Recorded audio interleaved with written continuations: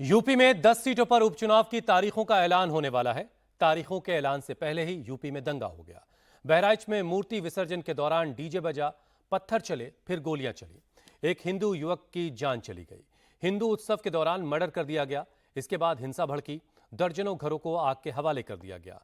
STF chief Amitabh यश को बहराइच जाकर हालात कंट्रोल करना पड़ा। आखिर क्यों हिंदू त्योहारों पर, जुलूसों पर हमले हो रहे हैं? इसके स्क्रिप्ट कौन लिख रहा है? कहां से मैसेज आ रहा है? पत्थर मारो, दंगा करो, गोली चलाओ।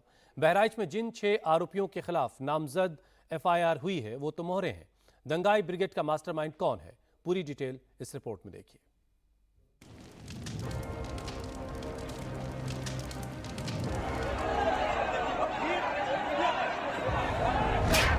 मूर्ति विसर्जन के जुलूस पर पत्थर बरसाओ, दंगा फैलाओ, ये पाठ किसने पढ़ाया? भीड़ को किसने भड़काया?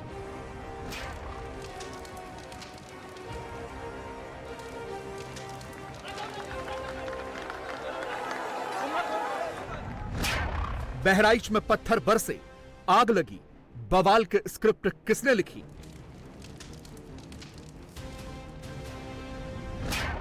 राम गोपाल को पकड़ो, सीना गोलियों से छलनी कर दो, राइफल ब्रिगेड को ऑर्डर किसने दिया? बहराइच में रविवार रात साजिश रची गई। दुर्गा विसर्जन के जुलूस पर पत्थर बरसाए गए। हिंदू युवक को दंगाइयों ने गोली मार दी और पूरा बहराइच दंगे की आग में जल उठा। बहराइच में लोगों के घर जलाए गए, शोरूम फूंका गया, दंगाइयों ने गाड़ियों को जला दिया। अस्पताल से भी आग की लपटें उठी। लखनऊ सेवा अस्पताल नाम का यह हॉस्पिटल बाइक शोरूम के ठीक बगल में है। यहां भी भीड़ ने अपना गुस्सा उतारा, अस्पताल को तहस नहस कर डाला, यहां रखी दवाइयों को जला डाला। यहाँ पर फिलहाल जो स्थिति है वो वाकई में बहुत ज्यादा भयावह है। अगल बगल में आप देखिए, लखनऊ सेवा हॉस्पिटल है और सेवा हॉस्पिटल यानी कि प्राइवेट हॉस्पिटल है और प्राइवेट हॉस्पिटल फिलहाल पूरी तरीके से जलता हुआ नजर आ रहा है। इसकी जो चेयर्स हैं, इसकी जो कुर्सियां हैं वो पूरी तरीके से जल रही हैं। पूरे हॉस्पिटल को वेंडलाइज किया गया है। पूरे हॉस्पिटल को आप देखिए किस तरीके से तोड़ा गया है। ये ऑपरेशन थिएटर आपको नजर आ रहा है और ऑपरेशन थिएटर को किस तरीके से पूरी तरीके से डैमेज कर दिया गया है, किस तरीके से गुस्साई भीड़ ने तोड़फोड़ कर दिया है। ये देखिए, यहाँ पर मरीजों का इलाज होता था और अगर इस बेड पे आग लगाई गई है तो इस हॉस्पिटल का आखिर क्या कसूर है? ये एक बड़ा सवाल है कि भीड़ आखिर यहाँ पर इस तरीके से अगर अनियंत्रित हो रही है, बिस्तरों में आग लगाए जा रहे हैं, एजेंसीज में आग लगाई जा रही है, तो आखिर जो गुस्साई भीड़ है वो किस तरीके का मैसेज देना चाह रही है, वो किस तरीके का संदेश देना चाह रही है? मुख्यमंत्री ने साफ किया है कि गुस्साई भीड़ को नियंत्रित होने की जरूरत है क्योंकि प्रशासन कार्रवाई कर रहा है। लेकिन इस तरीके के विजुअल्स, हिंसा के इस तरीके के विजुअल्स, आगजनी के इस तरीके के विजुअल्स बताते हैं कि किस तरीके के हालात फिलहाल बहराइच में हैं। उपद्रवी खुलेआम उत्पात मचाते रहे। बाइक शोरूम और अस्पताल को आग के हवाले करने के बाद भीड़ का गुस्सा शांत नहीं हुआ। कई घरों में आग लगाई गई। घर में रखे सामानों को दंगाइयों ने जला डाला। न घर के अंदर रखा सामान बचा, न घरों में रखी गाड़ियां।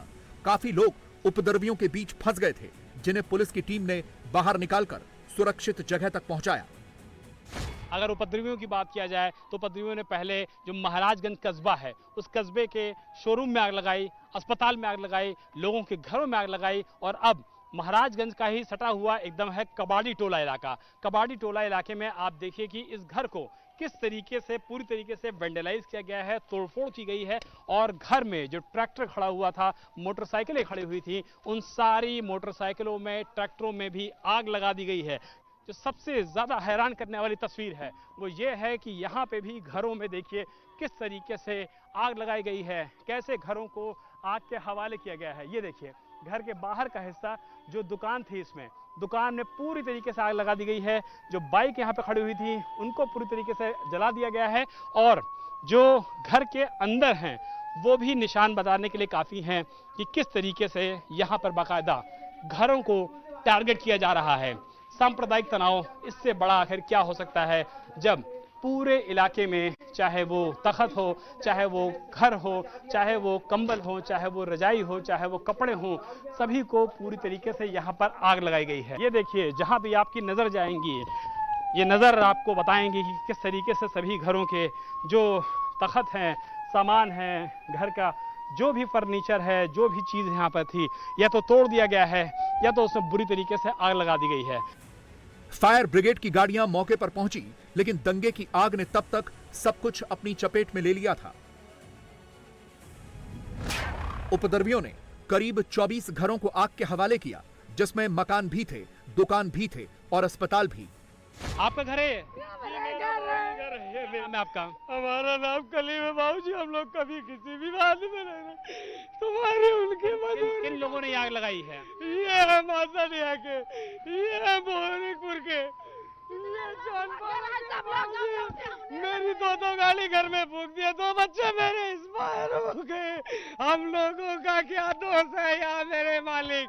या भगवान तेरा यही इंसाफ है तो मौत दे दे भैया। या मेरे भगवान, या मेरे अल्लाह, अगर तेरे घर में यही जगह है हम गरीबों के लिए, हम गरीबों का कोई मसीहा भैया, आप लोग हम लोग को कहीं करवा दीजिएगा पापा। बहराइच में सीधे सीधे योगी राज के लॉ एंड ऑर्डर को चैलेंज किया गया। योगी पत्थरबाजी के तुरंत बाद एक्टिव हो गए। बहराइच में माहौल खराब करने वालों को अल्टीमेटम दिया, कहा जिसने भी अपराध किया उसे बख्शा नहीं जाएगा। हालांकि उपद्रवियों की भीड़ बार बार सड़कों पर आ रही थी, घरों को आग के हवाले करने की कोशिश कर रही थी, लेकिन पुलिस ने उपद्रवियों को खदेड़ दिया। दंगाइयों को कंट्रोल करने के लिए टीयर गैस के गोले भी चलाने पड़े। बहराइच के लॉ एंड ऑर्डर को मेंटेन करने के लिए यूपी एसटीएफ के चीफ अमिताभ यश को भेजा गया और दंगाइयों को कंट्रोल करने के लिए वो हाथ में पिस्टल लेकर सड़कों पर उतर गए। पुलिस लगातार एक्शन में है। हिंसा प्रभावित इलाकों में लगातार पुलिस मार्च कर रही है। फिलहाल बहराइच में बवाल के बाद अब हालात काबू में हैं। पुलिस और जिला प्रशासन ने ऐसे इंतजाम किए हैं जिससे दंगाई फिर से उपद्रव न फैला सके। सीनियर अधिकारी सभी पहुंचे हुए हैं बहराइच के महाराजगंज जो तहसील है उस इलाके में, और आप देख सकते हैं कि अभी जो एडीजी लॉ एंड ऑर्डर हैं अमिताभ यश, वो अपनी पूरी टीम के साथ यहां पर मौजूद हैं। उनको ब्रीफ कर रही हैं डीएम बहराइच, एसपी बहराइच, इसके अलावा सचिव गृह भी जो हैं वो यहां पर मौजूद हैं, डीआईजी रेंज यहां पर मौजूद हैं और तमाम सीनियर अधिकारी मौजूद हैं। अमिताभ यश एक एक जगह पर जा रहे हैं, एक एक जगह पर पूरी जानकारी ले रहे हैं, पूरी इन्फॉर्मेशन ले रहे हैं कि क्या हुआ था, कैसे मेजर्स उठाए जाएँ, किस तरीके से चीज़ों को आगे बढ़ाया जाए और अब कोई भी घटना ना होने पाए, इसको लेकर के अमिताभ जी काफी ज्यादा संवेदनशील है पूरे इलाके में। बहराइच के इंटरनेट सेवा को सस्पेंड कर दिया गया है। दंगाइयों की तलाश हो रही है। अभी तक 30 दंगाइयों को हिरासत में लिया गया है, जबकि एक गिरफ्तार है। हालात को कंट्रोल करने के लिए पीएससी की 6 कंपनियां भेजी गई हैं। इस कागज पर बहराइच को जलाने वाले दंगाइयों का नाम लिखा है। एक एक नाम ध्यान से पढ़िए। सबसे ऊपर अब्दुल हमीद का नाम है। यह उसी महाराजगंज इलाके का रहने वाला है जहां मूर्ति विसर्जन की जुलूस पर सबसे पहले नफरती पत्थर फेंके गए। लिस्ट में दूसरा नाम सरफराज का है, जो खुद को रिंकू बताता था। फहीम और साहिर खान, ये दोनों भी महाराजगंज के ही रहने वाले हैं। अब इन नामों को गौर से देख लीजिए। हिंदुओं पर पत्थर फेंकने, रामगोपाल को गोली मारने और बहराइच में दंगा फैलाने वालों पर दर्ज एफआईआर में ननकऊ और मारूफ अली का नाम है। इनका नंबर 5वां और 6ठा है। ये दोनों बहराइच के रेहवा मंसूर के रहने वाले हैं। 4 अज्ञात लोगों के खिलाफ भी केस दर्ज है।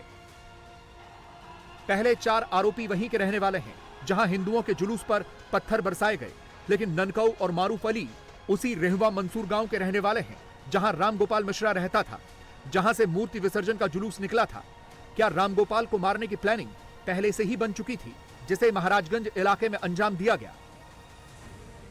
रामगोपाल मिश्रा छत पर था। उसको गोली जिसने भी मारी जानबूझकर मारी। निशाना कितना सटीक था। इतनी भीड़ में, इतने लोगों के बीच सिर्फ रामगोपाल को ही गोली लगी, जबकि हमलावरों ने 5 से 6 राउंड फायरिंग की थी। लेकिन क्या रामगोपाल को गोली इसलिए मारी गई क्योंकि उसने पत्थरबाजी के विरोध में झंडा बदल दिया था, या रामगोपाल मिश्रा को गोली मारना पहले से ही तय था? जब रामगोपाल मिश्रा मूर्ति विसर्जन के लिए वहां से जा रहा था तो घर से पत्थर चलने लगे, जिससे मूर्ति खंडित हुई, जिसके बाद रामगोपाल मिश्रा छत पर गया और वहां गोली मार दी गई। पहुंची महाराजगंज के बाहर चौराहे पर, वहाँ पर जो है मूर्ति पर पथराव किया। अब्दुल हमीद के घर से पथराव हुआ।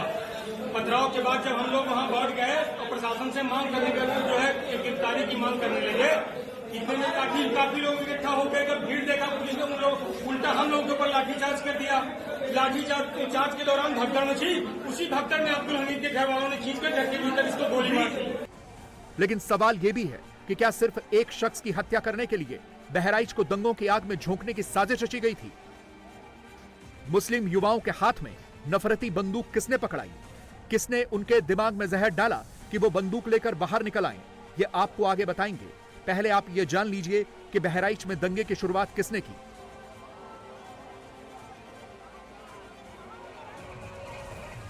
बहराइच के महसी तहसील में महाराजगंज बाजार से दुर्गा प्रतिमा का जुलूस निकल रहा था। इसी दौरान एक घर के सामने से पथराव होने लगा। भीड़ पर फायरिंग भी की गई, जिसमें 22 साल के गोपाल मिश्रा की मौत हो गई। युवक की मौत के बाद भीड़ आक्रोशित हो गई। लोगों ने दुकानों पर तोड़फोड़ की, बीच सड़क पर आगजनी की, युवक का शव रखकर प्रदर्शन भी किया। गोपाल मिश्रा जो कि दुर्गा जी का जो विसर्जन होता है उस यात्रा में शामिल हो रहे थे, लेकिन जिस तरीके से समुदाय विशेष के लोगों ने घर में घसीटा और गोपाल की गोली मार के हत्या की, उसको देखते हुए जो लोकल लोग हैं यहाँ पर, उनके मन में जबरदस्त तरीके से गुस्सा है पुलिस के खिलाफ, प्रशासन के खिलाफ, और इसीलिए वो ये चाहते हैं कि जल्द से जल्द इंसाफ हो, जल्द से जल्द सारे मामले की कार्रवाई पूरी की जाए। और वो ये भी चाहते हैं कि जो आरोपी सलमान है, जिसकी गिरफ्तारी हो चुकी है, उसके घर पर बुलडोजर चलाया जाए। यही इन लोगों की मांग है। यही वजह है कि बड़ी संख्या में आप देखिए कि यहाँ पर जो बहराइच में लोग हैं वो जबरदस्त तरीके से गुस्से में हैं, जबरदस्त तरीके से नाराज हैं। क्या मांग है आप लोगों की? हमको मांग है जब तक बुलडोजर चलना चाहिए। देखिए 2 आदमी खत्म हुए हैं, एक बहराइच में फिर खत्म हो गया। देखिए कितनी गोली मारी गई भैया, देख लीजिए। एक मिनट देखिए, आदमी हमारे यहाँ खत्म हुए, 2 आदमियों की मौत, कितनी गोली मारी गई है ये देखिए। मैं मौके पर मौजूद था जब ये लड़का उनके छत पर चढ़ा, तो पुलिस प्रशासन अगर मूक बधिक न बना होता हमारे यहाँ का, इसकी मौत न होती सर। केवल प्रशासन, लोकल प्रशासन की देन है जो आज इसकी मौत हुई। बहराइच में दुर्गा विसर्जन के जुलूस पर पत्थर चलाया गया। एक शख्स की गोली मारकर हत्या कर दी गई, लेकिन सोशल मीडिया पर नफरती गैंग एक्टिव हो गया। मुसलमानों को भड़काने वाले ट्वीट घुमाए जाने लगे, मॉब लिंचिंग वाली थ्योरी दिखाई जाने लगी।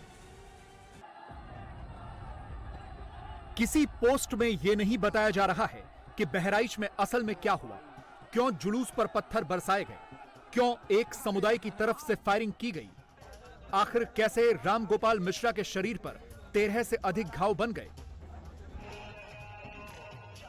क्या हिंदू अपने जुलूस में डीजे नहीं बजा सकते? क्या यूपी में अगर हिंदू त्योहारों पर डीजे नहीं बजेगा तो दंगा होगा? बहराइच दंगों पर नया ही नैरेटिव बनाया जा रहा है। एक शख्स की गोली मारकर हत्या कर दी गई, लोगों के आशियाने उजड़ गए, लेकिन मौत और दंगों पर भी सियासत हो रही है।